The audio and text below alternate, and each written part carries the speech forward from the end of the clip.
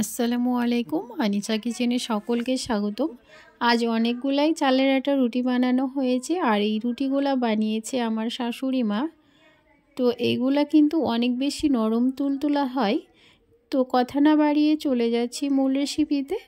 এখানে আমি আটা মাখার ভিডিওটা ক্যাপচার করতে পারিনি, সেই মুহূর্তে ছিলাম না, সেই জন্যই। তো ভালো করে গরম পানি করে নিয়ে ওর মধ্যে কিন্তু আটা দিয়ে এই খামিরটা তৈরি করা হয়েছিল। আর ঠান্ডা হওয়ার পরে এটা হাত দিয়ে ভালো করে মথে নিয়েছে। তারপরে কিন্তু এখানে লেচি কেটে নেওয়া হচ্ছে। আটাটা যত বেশি ভালো খামির করা হবে আর মোথা হবে, তত ভালো রুটিগুলো তৈরি হবে। তো এখানে আমার ননদ, শাশুড়ি, আমি সবাই মিলে কিন্তু আজকে রুটিগুলো বানানো হচ্ছে। তো এই একটা লেচি নিয়ে রুটিটা বেলা শুরু করে দিয়েছে আমার শাশুড়ি মাই বেলছে, আর ভিডিওটা করছি আমি। আর যেহেতু চালের আটার রুটি আর অনেকগুলা, সেজন্য কিন্তু আমি এটা বানাইনি, আমার শাশুড়ি মাই বানালেন। তবে এই রুটি বানানোর সময় একটু সাবধানেই বেলতে হবে, যেহেতু এটা একটু চ্যাটচ্যাটে হয়, পিঠের সঙ্গে লেগে যায়। একটু বেশি করে আটা দিয়ে বেলতে হবে। বেলা হয়ে গেলে এখানে ভালো করে খোলাটা গরম করে নিয়েছে, আর খোলার মধ্যে রুটিটা দিয়ে উল্টে পাল্টে সেঁকে নিয়েছে। আর এখন দেখুন রুটিটা কি সুন্দর ফুলেছে। রুটিটা একটু ফেটে গিয়েছে ফোলার সময়, সেজন্য একটু বসে গেল। এক এক করে কিন্তু এইভাবে রুটিগুলা আমরা সেঁকে নিব। আর আজকে আমরা তৈরি করছি রুটিগুলা মাটির আখায় আর মাটির খোলাতে।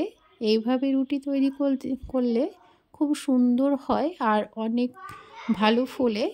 এটা দেখে নিশ্চয় বুঝতে পারছেন যে কত সুন্দরভাবে রুটিগুলা বালিশের মতো হয়ে ফুলকো ফুলকোভাবে ফুলে যাচ্ছে।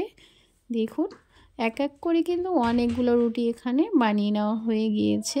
শবে বরাত হয়ে গিয়েছে, কিন্তু আমরা শবে বরাতে অনেক দিন পরে এই রুটিগুলা বানালাম বাড়িতে এমনি খাওয়ার জন্যই।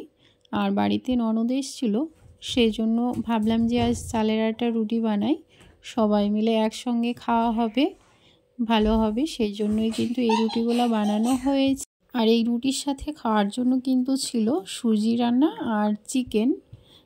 তো এই রুটিটা মাটির আখাতে করলে বেশ সুন্দর হয়। আর দেখলেন তো আপনারা যে কত সুন্দরভাবে রুটিগুলো ফুলে যাচ্ছে।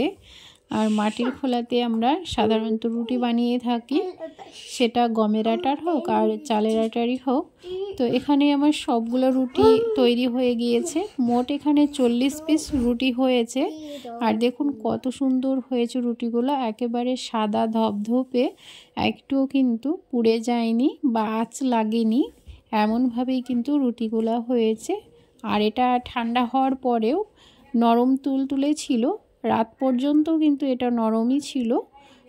তো এই রুটির রেসিপিটা আপনাদের কেমন লেগেছে অবশ্যই কমেন্ট করে জানাতে ভুলবেন না।